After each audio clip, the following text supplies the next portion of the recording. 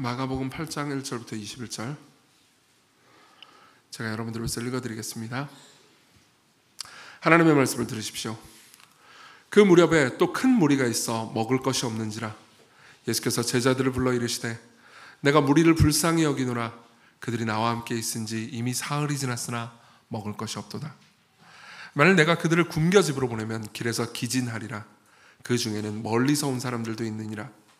제자들이 대답하되 이 광야 어디서 떡을 얻어 이 사람들로 배부르게 할 수 있으리까? 예수께서 물으시되 너에게 떡 몇 개나 있느냐? 이르되 7이로소이다 하거늘. 예수께서 무리를 명하여 땅에 앉게 하시고 떡 7개를 가지사 축사하시고 떼어 제자들에게 주어 나누어 주게 하시니 제자들이 무리에게 나누어 주더라. 또 작은 생선 2마리가 있는지라 이에 축복하시고 명하사 이것도 나누어 주게 하시니 배불리 먹고 남은 조각 7광주리를 거두었으며 사람은 약 4,000명이었더라. 예수께서 그들을 흩어보내시고 곧 제자들과 함께 배에 오르사 달마누다 지방으로 가시니라. 바리새인들이 나와서 예수를 힐난하여 그를 시험하여 하늘로부터 오는 표적을 구하거늘 예수께서 마음속으로 깊이 탄식하며 이르시되 어찌하여 이 세대가 표적을 구하느냐? 내가 진실로 너에게 이르노니 이 세대에 표적을 주지 아니하리라 하시고 그들을 떠나 다시 배에 올라 건너편으로 가시니라. 제자들이 떡 가져오기를 잊었음에 배에 떡 1개밖에 그들에게 없더라.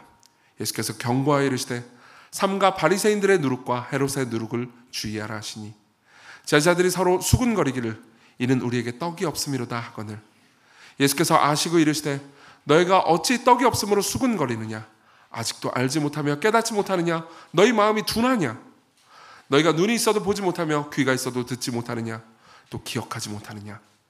내가 떡 5개를 5,000명에게 떼어줄 때 조각 몇 바구니를 거두었더냐?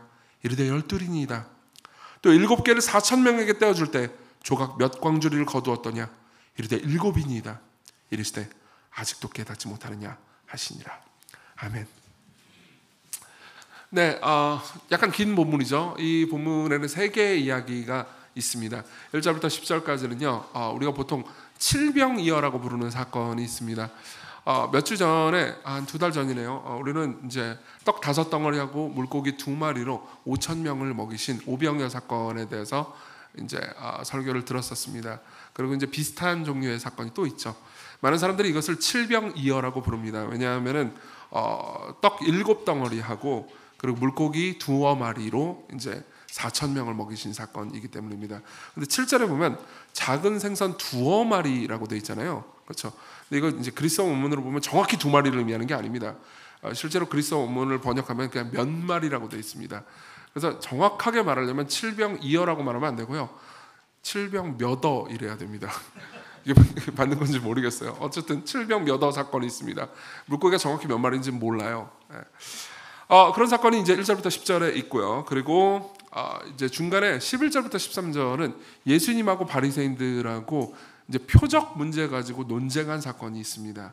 그리고 이제 14절부터 이제 끝절 21절까지는 예수님하고 제자들하고 나오는 대화가 있는데 정황상 제자들이 꾸지람을 당하는 것 같습니다. 자, 이 3개의 별도의 사건이 어떤 주제가 있을까요? 주제가 있습니다. 당시에 예수님께서 보여주려고 하셨던 하나님 나라가 어떤 것인지, 그리고 사람들이 하나님 나라에 대해서 어떻게 오해했는지에 대한 대조가 여기 나와 있기 때문입니다. 저는 그래서요, 첫 번째로는 하나님 나라에 대해서 사람들이 당시에 어떻게 오해하고 있었는지를 말씀드리겠습니다. 그리고 우리가 보통 어떤 식으로 오해하기 쉬운지에 대해서도 한번 생각해보죠. 그리고 두 번째로는요, 그러면 하나님 나라에 대한 이해가 무엇입니까? 어떻게 하나님 나라를 우리가 이해할 수 있습니까? 그 나라는 어떤 것입니까? 라고 물어볼 수 있습니다. 거기에 대한 이야기를 할 거고요. 그리고 마지막으로 그 나라에 이르는 길, 우리가 실천적으로 생각하고 믿어야 될 것이 무엇인지에 대해서 말씀드리겠습니다. 자, 먼저 하나님 나라에 대한 오해부터 한번 생각해보죠. 위에 있는 이제 이 물고기 7마리, 물고기 몇 마리요? 네, 칠병 몇 마리 그 사건 빼고요. 일단은 중간 이야기부터 한번, 마지막 이야기부터 한번 생각을 해봤으면 좋겠습니다. 14절 15절을 보죠. 14절 15절은요, 제자들이 이제 예수님과 대화를 나누는 장면인데요. 제자들이 떡 가져오기를 잊었음에 배에 떡 1개밖에 그들에게 없더라. 예수께서 경고하여 이르시되 삼가 바리새인들의 누룩과 헤롯의 누룩을 주의하라 하시니, 갑자기 누룩 이야기가 나옵니다. 바리새인들과 헤롯의 누룩을 주의해라. 자, 이게 무슨 의미일까요? 일단은 당시 사람들 입장에서는 약간 알쏭달쏭하게 느껴졌을 겁니다. 왜냐하면요, 바리새인들과 헤롯은요 서로 상반된 주장을 하는 사람들이었기 때문입니다. 그리고 서로를 미워했어요. 별로 안 좋아했습니다. 바리새인들은 어떤 사람들이었냐면 아주 뭐라고 해야 될까요? 보수적인 사람들이었습니다. 율법을 엄격하게 지켜야 되고, 그리고 율법을 엄격하게 지키는 과정 중에서 자신이 이제 하나님의 인정을 받고 그리고 이 이제 하나님 나라라는 것이 커져갈 수 있다고 생각을 했습니다. 헤롯은 완전히 뭐 율법에 있는 가르침을 그 뜻대로 살아가는 거하고 거리가 아주 먼 사람이었죠. 그러니까 뭐 정확하게 딱 들어맞지는 않지만은 지금의 좌파나 우파처럼 서로를 좋아할 일이 없을, 뭐 누가 좌파고 누가 우파다 이렇게 말할 수는 없습니다. 근데 지금의 좌파나 우파처럼 정치적인 서로를 좋아할 만한 이유가 없을 만한 그런 상황이었던 거죠. 그런 상황에서 이제 이 둘 다가 가지고 있는 누룩을 조심해라라고 예수님께서 말씀하신 건 어떤 의미일까요? 간단하게 얘기하자면 둘 다의 공통점을 예수님께서는 보고 계셨던 겁니다. 둘 다의 공통점은 뭘까요? 바리새인들이 이렇게 생각했습니다. 바리새인들은 우리에게 메시아가 올 거야. 그리고 그 메시아는 저 타락한 헤롯이나 혹은 윤리적으로 하나님 뜻대로 살지 않는 저 이방인들이나 혹은 이스라엘 백성이라고 자처하면서도 윤리적으로 하나님 뜻대로 율법을 대로 살지 않는 사람들을 다 처단해 버리실 거야. 그리고 하나님 뜻대로 살고 있는 우리 착한 사람들을 모아서 아름답고 영광스러운 천국을 만들 거야 라고 생각을 했습니다. 메시아는요 강력한 군사 지도자였고요. 그리고 거기에 걸맞는 어떤 행동을 할 거라고 생각을 했죠. 그 걸맞는 행동은 무엇입니까? 그들을 처단하는 겁니다. 헤롯은 어떻게 생각했을까요? 헤롯은 자기가 메시아라고 생각했습니다. 그러니까 스스로 뭐 구약 성경에 이 예언된 뭐 영광스러운 메시아다 이렇게까지 생각하진 않았어요. 그렇지만 헤롯은요, 그러니까 어떤 특정한 메시아가 와가지고 자기 왕위를 끌어내리거나 이 지금 체제가 바뀌어지는 것을 원치 않았습니다. 자기가 사람들이 자기를 메시아처럼 추앙하는 사람이 되기를 바랬을 뿐이죠. 그러기 위해서 헤롯에게 필요한 건 무엇이었습니까? 헤롯에게 필요한 건 더 큰 권력과 더 큰 힘이었습니다. 여기서 공통점이 발생합니다. 바리새인은요, 우리처럼 착한 사람들, 율법을 잘 지키는 사람들끼리 행복하게 살려면 우리에게 더 큰 힘과 능력이 필요해라고 말했고요. 그리고 헤롯은요, 내가 여기서 계속해서 왕 노릇하면서 내가 원하는 대로 세상을 통치하려면 나에게는 더 큰 힘과 능력이 필요해. 근데 나를 항상 딴지거는 애들이 있습니다. 누구죠? 바리새인들입니다. 그러니까 서로 공통점이 있죠. 그들이 문제야. 그들이 문제야. 이 세상에 그들이 없으면 세상이 아름다워지고 행복해질 텐데, 그리고 내가 행복해질 텐데 그들이 맨날 딴지를 거니까 이 세상은 힘들고 고통스럽군, 이런 식으로 생각했던 거죠. 이게 바로 그들이 가지고 있었던 문제였습니다. 그리고 그 문제는요 11절에 굉장히 잘 보여주죠. 11절, 12절, 13절을 제가 읽어드리겠습니다. 바리새인들이 나와서 예수를 힐난하는 것을 심하게 비난했다는 겁니다. 그를 시험하여 하늘로부터 오는 표적을 구하거늘. 하늘로부터 오는 표적은 뭘 의미할까요? 일단 여기서 표적이라고 번역된 단어는 보통 이제 복음서 내에서 기적을 가리킬 때 쓰는 용어입니다. 기적적인 일이 일어날 때 성경은요 계속해서 표적이라고 이야기하죠. 왜 그냥 기적이라고 말하지 않고 표적이라고 말하냐면요, 이 기적을 행하는 존재가 신적인 존재다, 하나님으로부터 내려온 존재다라는 것을 가리키기 때문입니다. 그래서 표적이라고 불렀어요. 일종의 사인인 거죠. 뭐 교통 표지판 같은 거 보면 사인이잖아요. 저쪽으로 가면 물레로 갑니다, 이런 식으로 사인이 있는 거잖아요. 그렇죠? 그런 것처럼 어떤 특정한 기적은 그 기적을 행하는 존재가 절대적인 존재 혹은 하나님 자신으로부터 내려온 위대한 존재다라는 것을 말해주는 거라고 당시의 사람들은 생각했다는 겁니다. 자, 그러면은 이 표적을 예수님께서 안 행하셨나요? 아니요, 이미 충분히 행하셨습니다.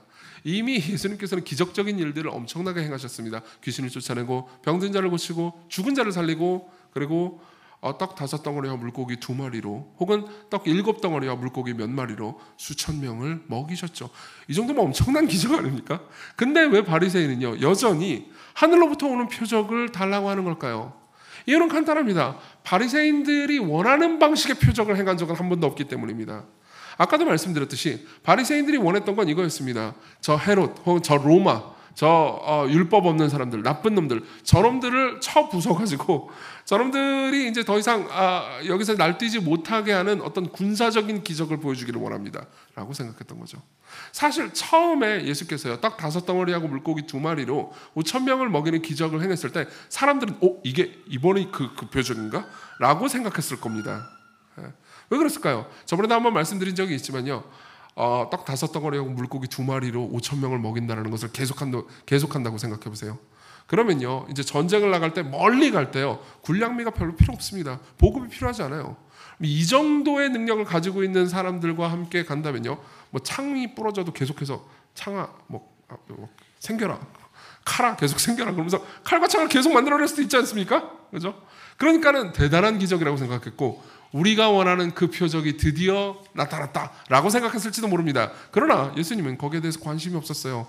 사람들은 그 표적을 보면서 예수님을 왕으로 삼으려고 했지만요, 예수님은 자신을 왕 삼기로 작전을 짜는 사람들을 보면서 도망가 버리셨습니다.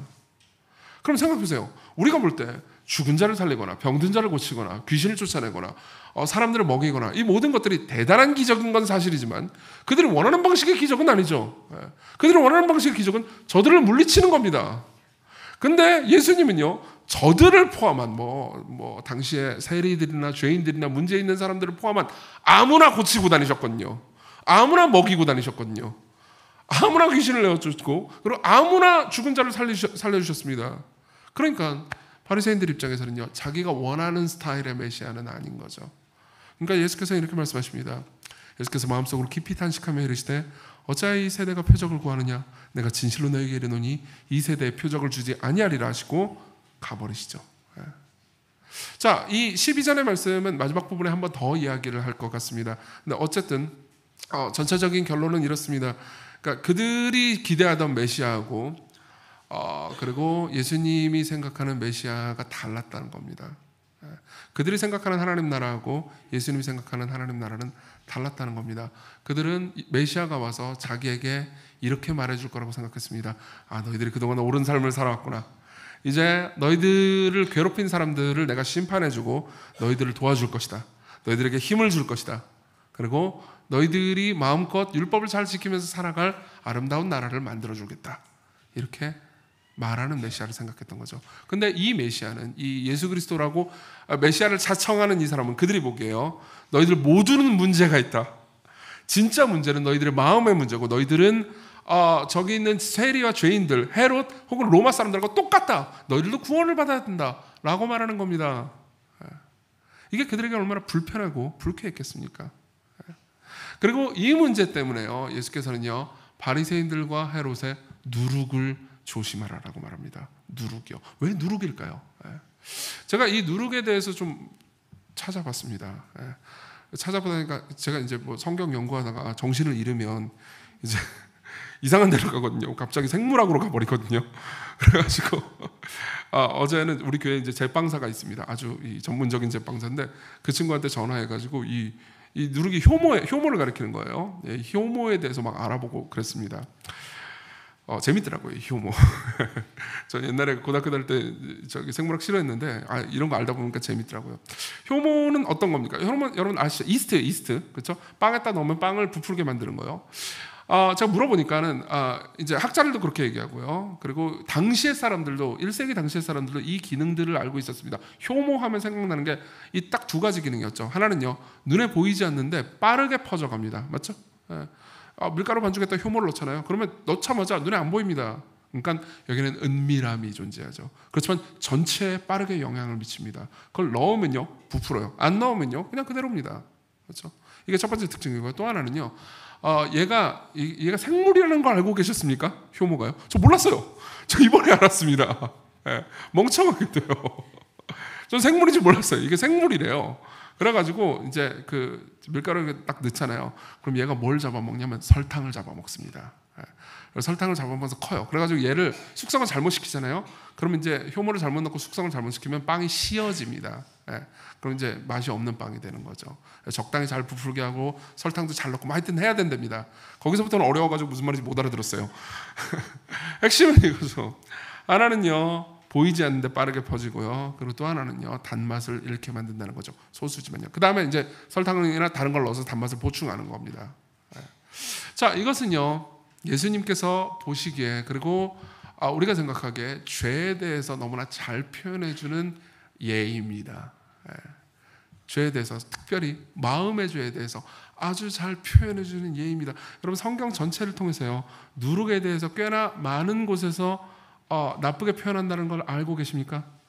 이스라엘 백성들이 출애굽을 할 때 떠날 때요, 그들은요 누룩을 넣지 않은 이스트를 넣지 않은 빵을 무교병을 먹었어야 했습니다. 그리고 또 이후에 여러 가지 뭐 예컨대 사도 바울도요 사람들이 가지고 있는 죄의 누룩에 대해서 경고한 적이 많고요. 예수님도 이 본문에서 바리새인들과 헤롯의 누룩을 경고하시죠. 왜 그럴까요? 누룩이 가지고 있는 특성이 사람들이 그러니까 행동으로 하는 특성 말고요, 마음속으로 짓는 죄의 특성과 너무나 유사하기 때문입니다. 왜 그럴까요? 보십시오. 누룩은 아까 제가 보기에 보이지 않지만 빠르게 퍼져간다고 그랬죠? 그렇죠? 이 특성은 마음의 죄를 잘 나타내 줍니다. 보세요. 사람들은요 죄 그러면 특정 행동만 생각하기 쉽습니다. 하지만 우리 모두는 잘 알고 있을 겁니다. 그러니까 어떤 사람이요 굉장히 밝게 웃으면서도요 그 사람의 속으로는 완전히 이상한 생각, 다른 생각을 하는 것이 가능하다고요. 그렇죠? 특별히 연기력이 좋은 사람일수록 더 그렇게 할 수 있죠. 제가 끝나고 여기 뒤에 서가지고 여러분들을 하나하나 인사하면서 악수를 할 때 제가 여러분들을 보면서 뭐 이상하게 하겠습니까? 그렇죠? 웃으면서 악수할 수 있을 거 아니에요. 그렇죠? 아주 반겨줄 겁니다. 근데 여러분들은 반겨주면서 잘 오셨습니다. 한편으로 그러면서 속으로는요 미워하고 있을 수도 있죠. 제가 그런다는 게 아니고 그럴 수도 있다고요. 그러지 않을 건데 그럴 수도 있잖아요. 그렇죠? 그럼 미워하고 있잖아요. 그러면요 재밌는 건 뭐냐면 누룩이 빵을 부풀게 하듯 그 미움은요 커집니다. 그리고 커지면 커질수록요 관계의 단맛을 뺏어가죠. 예를 한번 들어볼까요? 어떤 사람이 있습니다. 불륜의 심리학이라는 굉장히 재미있는 책을 본 적이 있거든요. 그러니까 불륜을 할 때 실제로 사람들이 무슨 생각을 하는지를 추적해보고 싶잖아요. 이게 재밌잖아요. 아닌가? 어쨌든 관심이 있어가지고 한번 추적해본 적이 있었습니다. 근데 되게 재미있는 그 통찰을 주더라고요. 너무 글이 길어가지고 다 인용은 할 수 없는데 요약해서 말씀드리겠습니다. 간단하게 얘기하자면요 이런 거예요. 보세요. 어떤 남자가 있습니다. 어떤 여자가 있어요. 근데 배우자에 대해서 이제 불륜을 하잖아요. 불륜한다는 건 다른 이성에 대해서 관심이 끌린다는 거잖아요. 그렇죠? 그럼 어떻게 되냐면은 가늠하는 마음을 품으면 다른 이성, 뭐 예를 들면 다른 여자 혹은 다른 남자를 마음에 품기 시작하잖아요. 그럼 자기의 배우자를 더 이상 즐길 수가 없게 됩니다. 자기 배우자에 대한 기쁨이 사라집니다. 원래는 자신의 배우자가 이런 모양이었고 이런 행동을 하고 이런 말을 하고 하는 것들이 원래는 그게 좋아가지고 사랑한다고 하고 결혼을 했어요. 근데 이제 다른 사람이 좋습니다. 그러면요 마음속으로 자기 배우자를 즐기는 그 즐김이 서서히 줄어듭니다. 마음속으로 가늠하는 마음이 커지잖아요. 마치 누룩처럼요. 이스트처럼 커지잖아요. 그 마음을 계속 품고 있어도 아무 말도 하지 않고 그냥 배우자를 향해서 씩 웃고 있으면요 그 마음이 속에서 이스트처럼 자라고 있다는 것은 상대방을 눈치채지 못합니다. 맞죠? 근데 계속해서 잘하잖아요. 그럼 단맛을 뺏어갑니다. 배우자를 즐기고 사랑하는 마음을 죽여버리죠. 먹습니다. 그죠? 그리고 나서 어떻게 됩니까? 상대방을 즐길 수 없기 때문에 상대방과의 관계가 서서히 이제 내면에서 자란 게 겉으로 부풀어 오르듯 서서히 관계를 망쳐버리기 시작하죠. 이제 배우자가 어떤 한 말을 하는 거에 대해서 이제 화를 내기 시작합니다. 전에는 화를 내지 않았어요. 그냥 그럴 수도 있다라고 생각했습니다. 근데 이제 꼴보기가 싫습니다. 그래서 서서히 화가 나고요. 그리고 그 사람을 외면하고 싶게 되죠. 이거는요 꼭 배우자와의 관계뿐만이 아닙니다. 공동체 내에서도 똑같은 일이 일어나죠. 여러분들이 교회에 왔습니다. 교회가 좋았습니다. 근데 교회에서 어떤 일들이 일어났습니다. 어떤 사람들이 모입니다. 그리고 그 사람들이 조금씩 꼴보기 싫습니다. 그래도 괜찮습니다. 우리는 연기력이 뛰어나니까요. 꼴보기 싫어도 여전히 웃으면서 인사할 수 있습니다. 하지만 상대를 즐기는 마음과 더불어서 이 공동체가 좋아가지고 이 공동체를 누리고 즐기던 마음은 서서히 죽기 시작합니다. 그렇죠? 그럼 어떻게 되는지 아십니까? 자 보세요. 여기서 팀 켈러는요 이 누룩에 대해서 설명을 하면서 굉장히 재미있는 통찰 하나를 내놓습니다. 뭐라고 하는지 아십니까? 당신이 그런 방식으로 누군가를 미워하거나 더 이상 즐기지 못하는 마음을 품고 있잖아요. 그럼 우리는 항상 이상적인 무언가를 떠올린다고 말합니다. 이상적인 무언가요. 그러니까 이런 거죠. 이상적인 아내 혹은 이상적인 남편을 떠올리는 거예요. 지금 내 남편 혹은 내 아내는 별로 이상적이지 않습니다. 문제가 있어요. 그렇죠?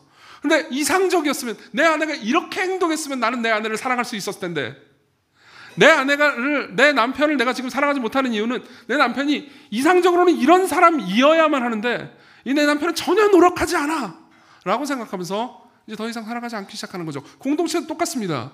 교회가 말이야 성경에 기록된 대로 하면 이 정도는 보여줘야 되는데 그래야 내가 이 공동체를 섬길 수 있을 텐데 우리 교회는 엉망진창이잖아.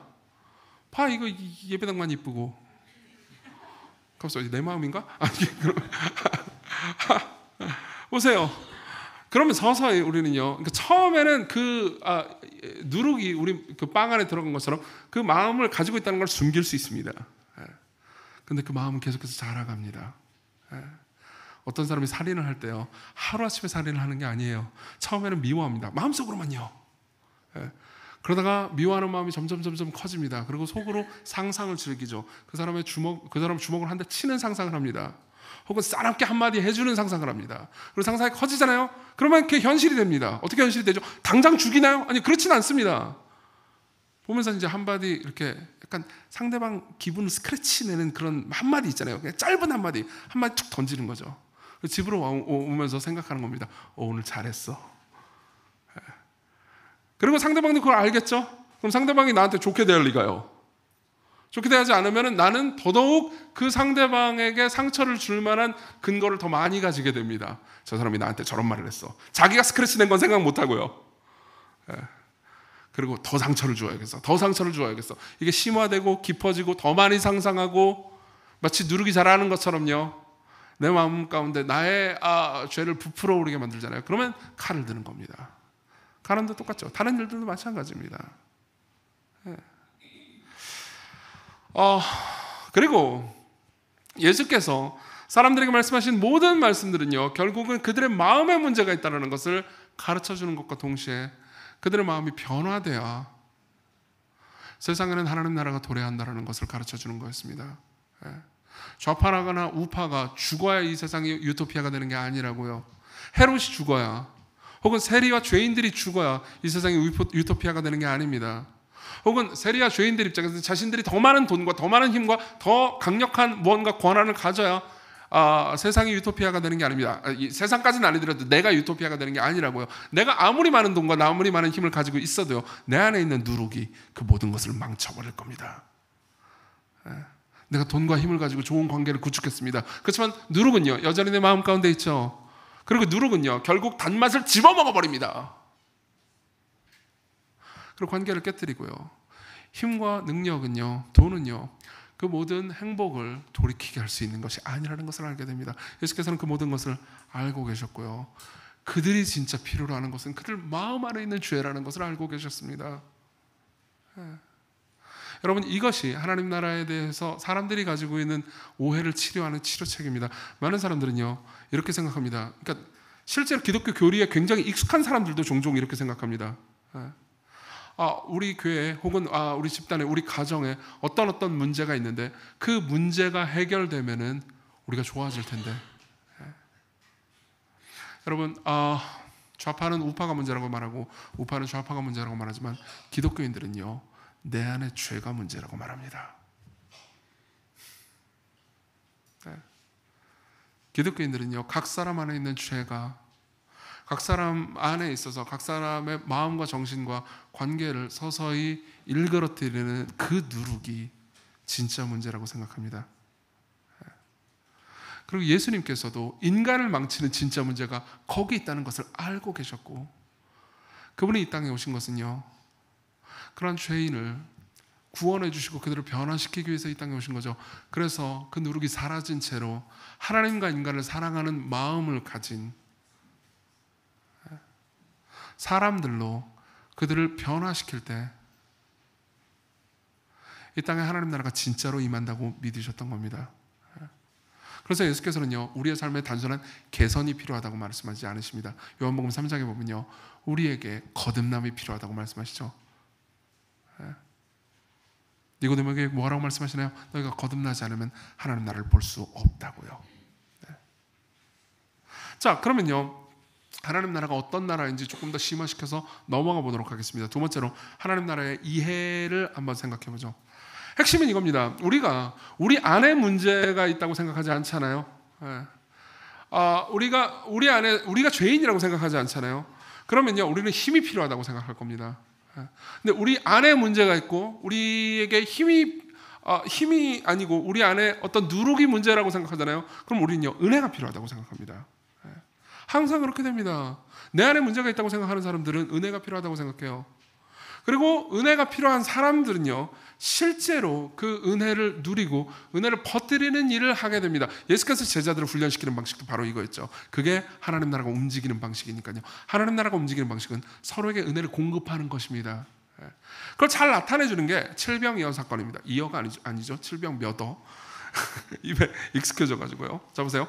1절부터 10절에 그 이야기가 있는데요. 사실 1절부터 10절의 모든 내용들이 우리가 몇 주 전에 봤던 오병이어 사건하고 굉장히 유사합니다. 그래도 빠르게 좀 설명해 보겠습니다.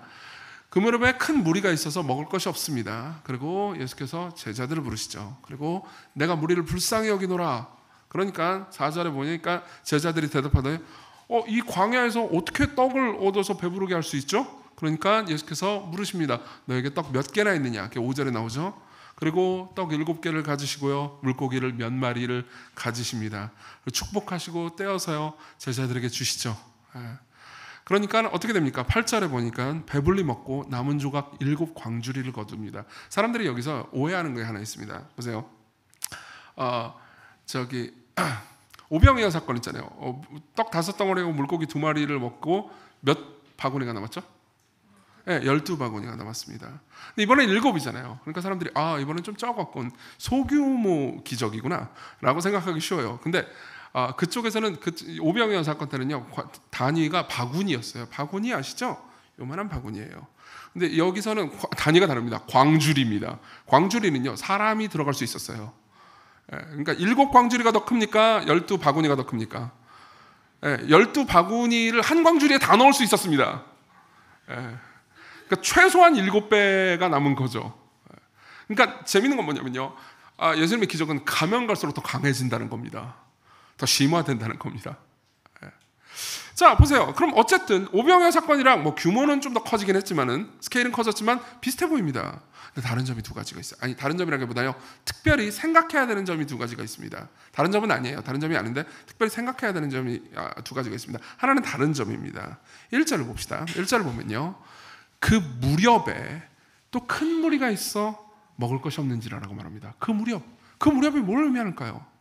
사실 마가복음 강해를 3주 만에 돌아오는 거라서 그 전 이야기가 여러분들 기억이 안 나실 수 있습니다. 그 전 이야기는요, 데카폴리스라는 곳입니다. 그러니까 데카가 열이고요, 폴리스가 이제 도시예요. 그렇죠? 그러니까 10개의 도시라는 아주 넓은 광활한 지역이었습니다. 즉 이방 지역에 가서요, 수로보니게 여인을 만나가지고 그 여인의 딸을 고쳐주신 사건이 그 직전에 있습니다.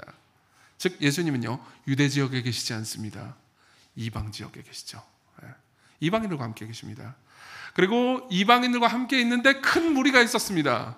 예수께서는 이방에 잠깐 쉬러 가셨거든요. 근데 거기서 이제 수로보니게 여인의 딸을 고쳐주시고요, 그리고 그 모든 것을 보면서 당시에 이방인들이 엄청나게 몰려들었던 겁니다. 그리고 먹을 것이 없어서 괴로울 정도였죠. 그 말은 아주 오랫동안 있었다는 겁니다. 자, 이건 이방인들을 위한 기적이었어요. 3절에 보면요, 만일 내가 그들을 굶겨 집으로 보내면 길에서 기진하리라. 그 중에서는 멀리서 온 사람도 있느니라. 그 중에는 멀리서 온 사람들도 있었습니다. 이 사람들은요, 볼 것 없이 이방인이었죠. 사실 이 칠병 몇어의 기적이요, 바리새인들 입장에서는 꽤나 불편한 기적이었습니다. 왜 그랬을까요? 바리새인들 입장에서는요, 저 이방인들은요, 굶겨 죽여야 되는 애들입니다. 쟤들이 문제라고요. 쟤들이 율법을 지키지 않고, 쟤들이 뭐라고 해야 될까요? 도덕적이지 않단 말이에요. 쟤들을 위해서 기적을 행할 필요는 없는 겁니다. 근데 예수께서는요, 그들을 위해서도 기적을 행합니다. 오병이어는요, 유대인들만을 위한 것이었습니다.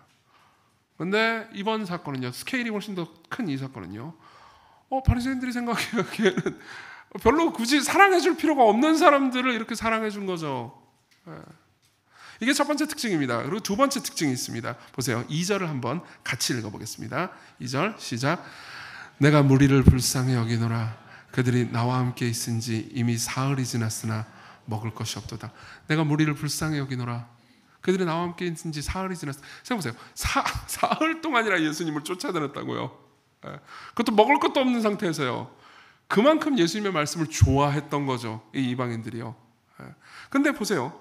예수님 입장에서는 이렇게 하면 됩니다. 그들을 향해서, 그 이방인들을 향해서, 야, 내가 너희들을 불쌍히 여긴다. 야, 뭐 좀 갖고 와봐. 그죠? 근데 예수께서는 그렇게 하지 않으십니다. 제자들을 불러서요, 내가 그들을 불쌍히 여긴다. 어떻게 해야 되겠냐? 그죠? 그러니까 제자들은 못 알아듣습니다. 아니, 떡이 없는데요? 이 광야에서 어떻게 하려고요? 너희들한테 떡이 몇 개니? 7입니다. 그리고 6절에 보면요, 예수께서 무리를 명하여 땅에 앉게 하시고 떡 7개를 가지사 축사하시고 떼어 그 다음 누구에게 주시죠? 제자들에게 주십니다. 그리고 제자들이 나누어 주게 하시죠. 이건 오병이어 하나랑 똑같죠? 많은 사람들이 이렇게 생각합니다. 오병이어 하나, 칠병이어 하나 예수님께서 직접 나누신 거라고 생각해요. 아니요. 첫 번째 기적은요, 예수님이 제자들에게 나누어 주실 때 일어난 거고요. 그 다음 진짜 기적은요, 제자들이 사람들에게 나누어 줄 때 이 떡이 막 미친 듯이 불어나기 시작했습니다. 그래서 나중에 7 광주리가 남을 정도로요. 그렇죠? 자, 이건 오병이어하고 똑같죠? 근데 오병이어하고 다른 점은요, 첫 번째 사건하고 다른 점은요, 이방인들을 보면서 예수님께서 그들을 향한 긍휼 넘치는 마음을 이방인들한테 직접 얘기한 게 아니고요, 제자들에게 얘기했다는 겁니다. 그리고 제자들이 그 모든 것을 보고 예수님의 말씀을 듣고요, 자기가 가지고 있는 떡을 사용해서 자기가 별로 좋아하지 않는 이방인들에게 나눠줌으로써 그들을 먹였다는 거예요. 그것도 훨씬 더 큰 스케일로요. 이게 말해주는 바가 뭔지 보이십니까? 간단하죠. 진정 하나님 나라는요, 서로 다른 사람에게 자기가 받은 하나님의 은혜를요, 흘려보내는 거라는 겁니다. 예수께서 직접 떡을 주신 게 아니고요, 그들이 가지고 있는 떡을 나눠줄 때 기적을 일으키신 거니까요. 그것도 그들이 좋아하지 않는 사람들, 즉 이방인들을 향해서요. 여러분, 이걸 여러분들의 삶에 어떻게 적용할 수 있을까요? 적용은 그렇게 크게 어렵진 않습니다. 간단합니다. 여러분들의 삶에서요, 여러분들이 별로 안 좋아하는 사람들, 상관없다고 생각하는 사람들 있잖아요. 그 사람들을 향한 주님의 긍휼을, 예수님의 긍휼을요, 여러분들이 가지고 있는 자원을 사용해서 표현해 주는 겁니다. 그렇죠? 벌써 여러분들 입장에서는 돈을 또 내라는 얘기인가? 라고 생각할지 모르겠지만 돈 얘기하지 않을 테니까 걱정하지 마십시오. 자, 보세요. 어떤 사람 이야기를 해드리죠. 지난주에 잠깐 뵌 분인데요. 화성시에 보면 예수향남교회라는 교회가 있습니다. 거기에 이제 담임 목사님인 분이 이제 정갑신 목사님이라는 분인데요. 어떻게 하다 보니까 알게 됐습니다. 그분하고 이제 개인적인 관계를 가지고 있는데 되게 재밌는 얘기를 많이 듣게 됐습니다. 근데 이제 이분이 새롭게 하소서도 나오신 적이 있거든요. 한 6, 7개월 전에 나오셨어요. 그래서 저는 이제 그걸 즐겁게 보았죠. 요즘 저 새롭게 하소서 봅니다. 재밌어요. 다른 사람 간증 듣는 거 재밌잖아요. 근데 이분이 이제 따님에 관한 이야기를 해주더라고요. 이분이 이제 딸만 셋이세요. 근데 이제 자신의 삶에서 제일 힘들었던 게 이제 둘째 딸과의 관계가 정말 힘드셨대요. 첫째 딸은 모범생이었다고 합니다. 이제 둘째 따님 분이, 물론 저는 이제 둘째 따님 이야기도 좀 듣고 싶긴 해요. 듣고 싶긴 한데 둘째 따님 분이 정말 가혹하게 행동했대요. 막 진짜 집에서 문 쾅 닫고, 하여튼 무슨 일이 있었는지 다 알 수는 없지만은 정갑신 목사님 향해서, 즉 아버지를 향해서 내가 이 세상에서 제일 싫어하는 사람과 대화하고 싶지 않아! 그러면서 막 문을 닫고 막 난리를 쳤대요. 그 가운데 엄청난 일들이 있었겠죠. 둘 다 잘못했겠죠, 뭐. 아니, 정갑신 목사님도 그렇게 얘기하세요. 자기가 잘못했다. 근데 이제 관계가 계속해서 엉망진창이 되니까 이제 얼마나 힘드시겠어요, 이분이. 그래서 이제 계속해서 하나님 앞에 나와가지고 기도하고 또 기도하고 그랬대요. 근데 이제 하나님께서 이분에게 말씀을 해주시더라는 거예요. 이제 마음 속에 이제 하나님께서 이렇게 말씀하시는 거다 이렇게 떠올랐겠죠. 하나님께서 저한테는 그렇게 잘 말씀 안 하시는 것 같은데 그분한테는 말씀 잘 하시는 것 같아요. 어쨌든 이제 이놈의 딸을 좀 변화시켜 주십시오. 그런 생각이 들지 않겠어요? 이 딸을 좀 변화시켜 주세요. 좀 착하게 해주세요라고 막 기도를 하는데, 이제 하나님께서 정감신 목사님한테 이렇게 말씀하셨다는 거죠. 너에게 사랑하라고 준 딸을 네가 사랑하지 않는데 내가 뭘 어떻게 하겠니? 내 딸의 변화는 오직 네가 네 딸을 사랑하는 것을 통해서 이루어질 거야. 자, 보세요. 이거는 오병이어 칠병이어 사건이랑 똑같습니다. 그렇죠? 예수께서는 무리들을 직접 먹이시지 않죠. 제자들이 가지고 있는 빵을 나누어 주게 함으로써만 먹이십니다. 그렇죠?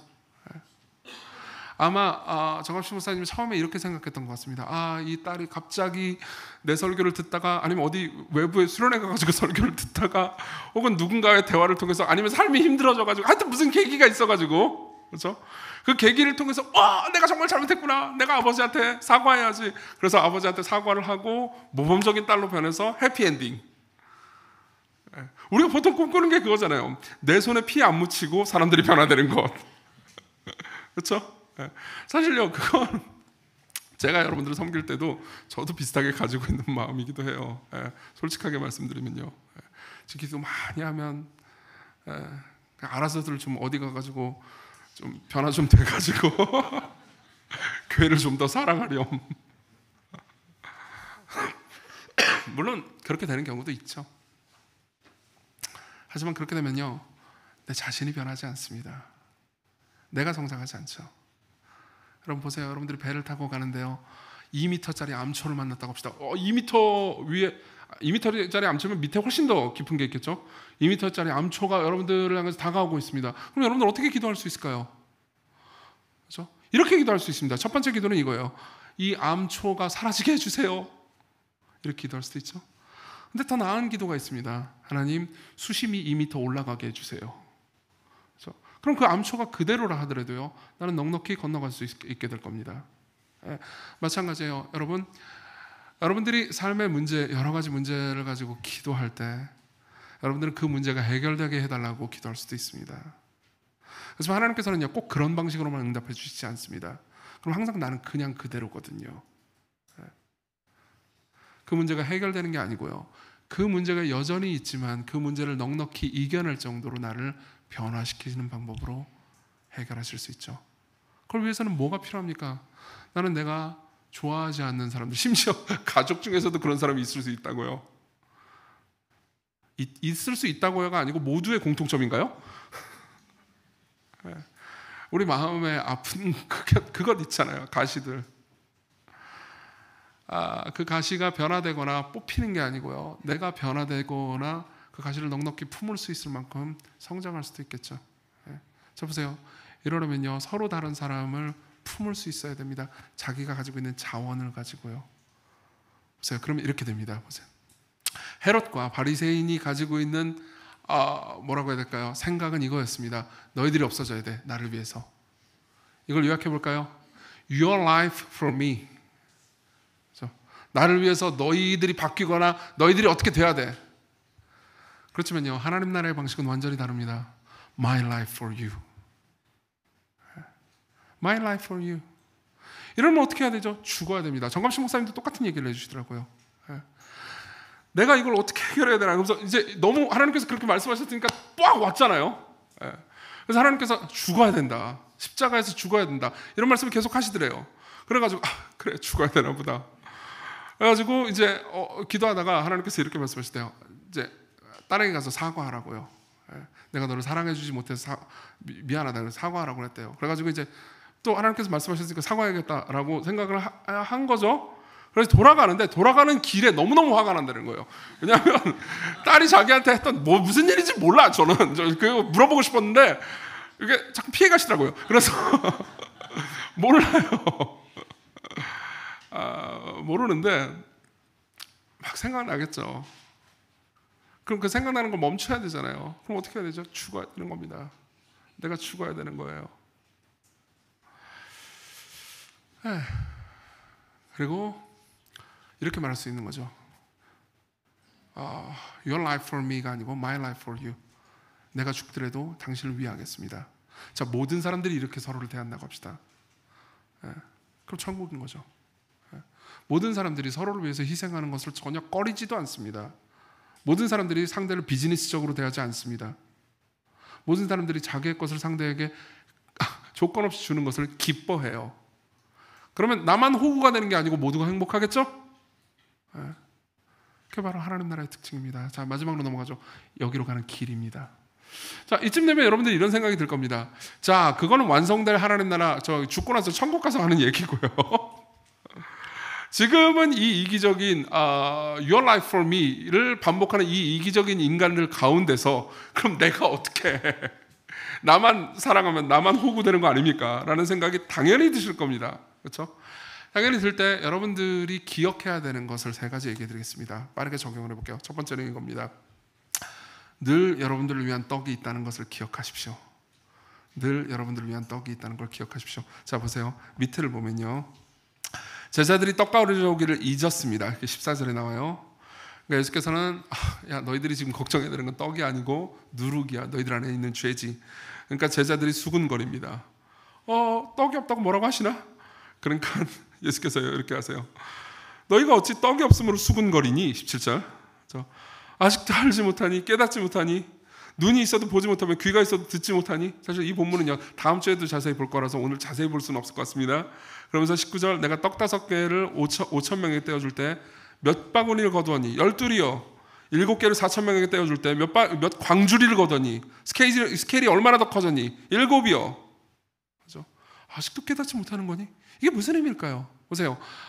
이 본문을 연구하는 학자들은 전부 다 이런 이야기를 해줍니다. 재밌는 게 이거예요.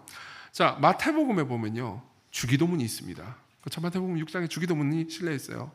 그리고 좀 더 요약된 버전으로 누가복음에 보면요, 11장에 주기도문의 요약된 버전이 있습니다. 다시 말하면 둘 다 주기도문이 있다는 거죠. 거기는 뭐가 있죠?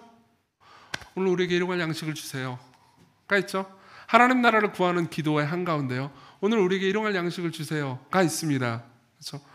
그거는 이런 의미예요. 여러분, 많은 사람들은 기독교의 기복주의 신앙이 잘못됐다고 말합니다. 저도 그렇게 생각해요. 기복주의 신앙은 성경적인 신앙이 아닙니다. 복 주고 돈 주고 하여튼 잘 먹고 잘 살게 해주세요. 이건 성경적인 신앙이 아니에요. 하나님 나라의 신학도 아니죠.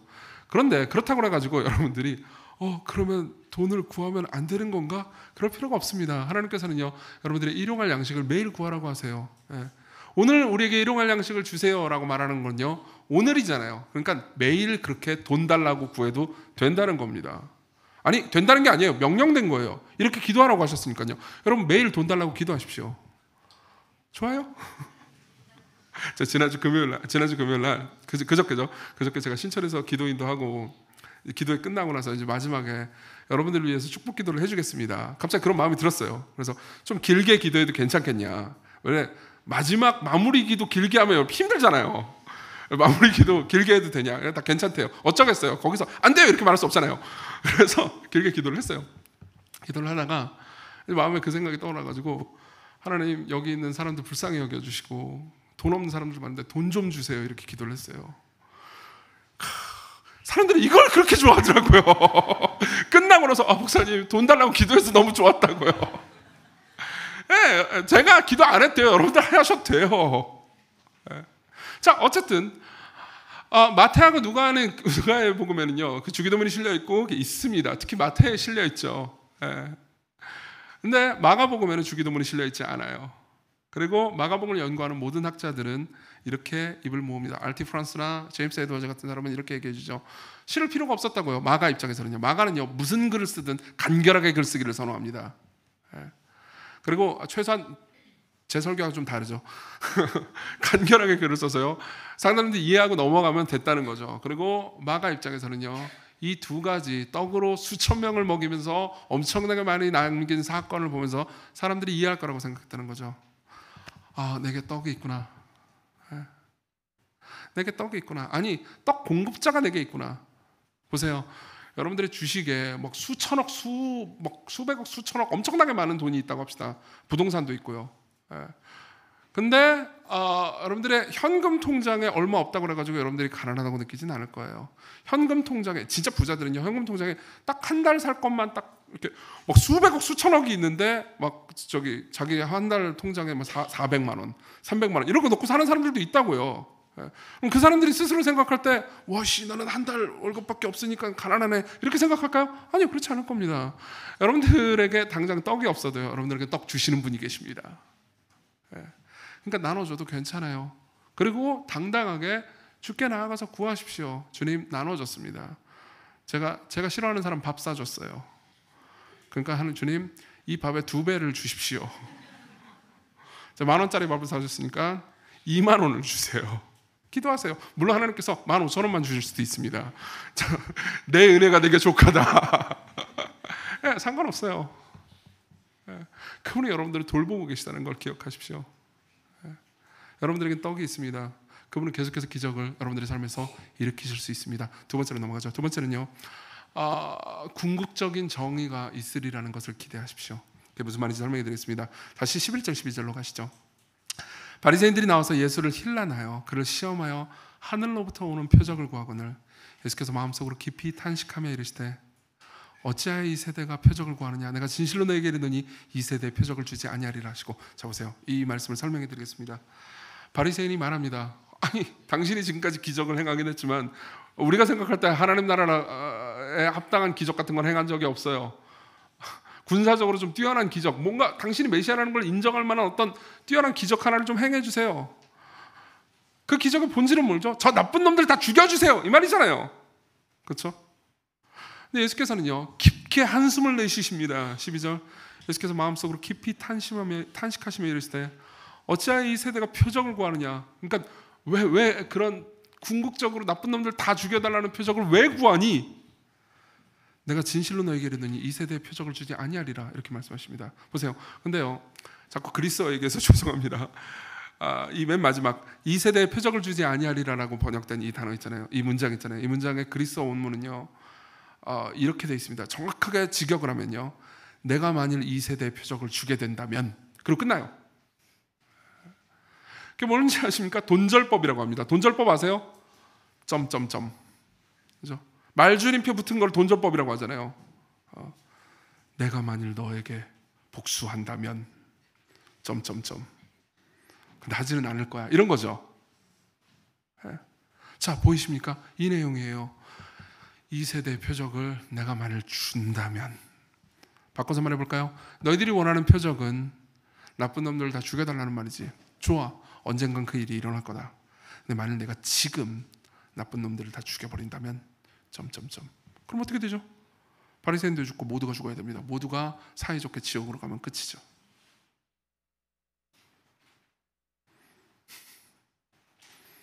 그거를요, 한국 성경에서요, 이 세대의 표적을 주지 아니하리라라고 번역한 것은 아주 좋은 번역입니다.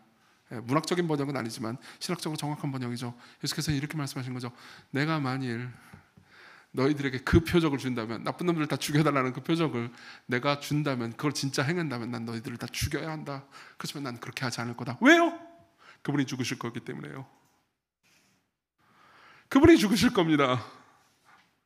여러분, 하나님 나라가 자기를 죽이더라도 My life for you, 자기를 죽인다 하더라도 사람들을 희생하고 섬길 수 있는 이유가 뭔지 아십니까? 그게 왜 그게 하나님 나라의 법이고 하나님 나라의 질서고 하나님 나라의 구동 원리가 되는지 아십니까? 하나님 나라의 왕이 그렇게 하셨기 때문입니다. 예수 그리스도께서 이 땅에 오셨을 때요, 그분은 마땅히 벌을 받아야 되는 사람들을 향해서요, 벌을 내리고 끝을 내지 않으셨습니다. 그분이 벌을 대신 받으셨죠. 아까 제가 정갑신 목사님 이야기했죠. 딸에게 사과를 하기 위해서 죽었어야 했다고요. 근데 정갑신 목사님도 딸한테 뭘 잘못을 했겠죠. 뭐 본인도 그렇게 생각하고요. 나중에 정갑신 목사님 혹시 이 설교를 듣진 않겠죠? 그러나 예수님은 우리한테 잘못한 게 아무것도 없었습니다. 정갑신 목사님이나 저나 우리는요, 그냥 우리 마음이 죽을 뿐입니다. 그렇지만 그분은요, 자신의 목숨이 다 사라졌죠. 육체적인 고통뿐만 아니라 성부 하나님께 진노와 저주를 받음으로써 우리가 원래 마땅히 받아야 되는 저주를 그분이 대신 받으셨습니다. 그분은 그때 이것을요, 이 지금 바리새인들과 자기에게 사납게 구는 이 바리새인들과 대화를 하는 과정 중에서도요, 죽음을 결심하고 계십니다. 내가 표적을 보여주지 않을 것이다. 내가 만약 보여준다면 너희들 모두가 죽겠지. 난 그렇게 하지 않을 것이다. 내가 너희들을 위해서 대신 죽겠다. 자, 보세요. 하나님이 정말로 정의로우시다면요, 나를 괴롭히는 저 사람뿐만 아니라 나도 벌하셔야 합니다. 그렇지만 하나님께서는요, 여러분들을 벌하지 않으십니다. 여러분들을 사랑하시죠.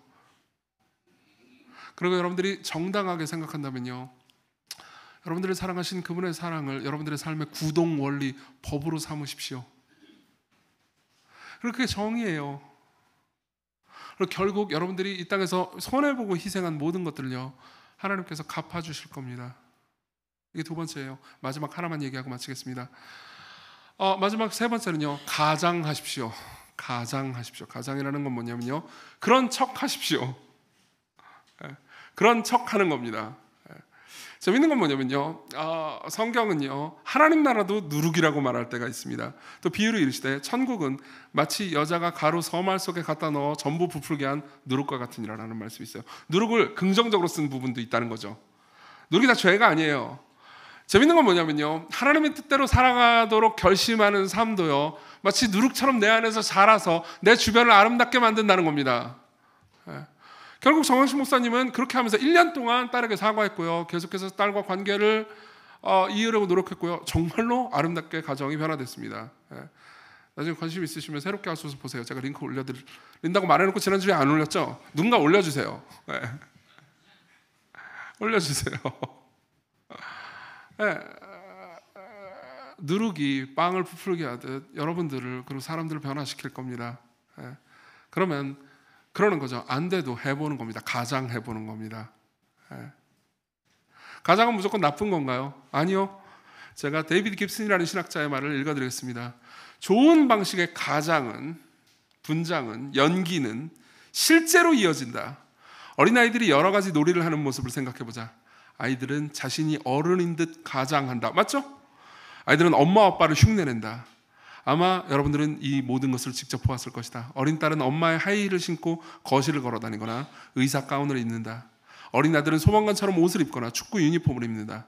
지금 이 옷들은 가장이지만 어느 날인가 이 옷들은 아이들에게 어울리게 될 것이다. 진짜 축구 선수가 될 수도 있겠죠. 지금은 이러한 옷들을 입어볼 뿐이지만 어느 날인가 이것들은 아이들이 매일 입는 옷이 될 수도 있다. 여러분들이 이웃을 사랑하는 척이라도 하는 것을요, 여러분들이 원수를 용서하는 척이라도 하는 것은요, 여러분들을 원수를 용서하는 사람으로 만들어낼 겁니다. 자, 그분을 보십시오. 원수를 위해서 목숨을 버리신 분을 보십시오.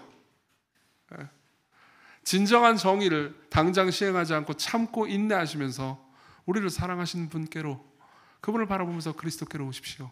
우리 같이 기도합시다.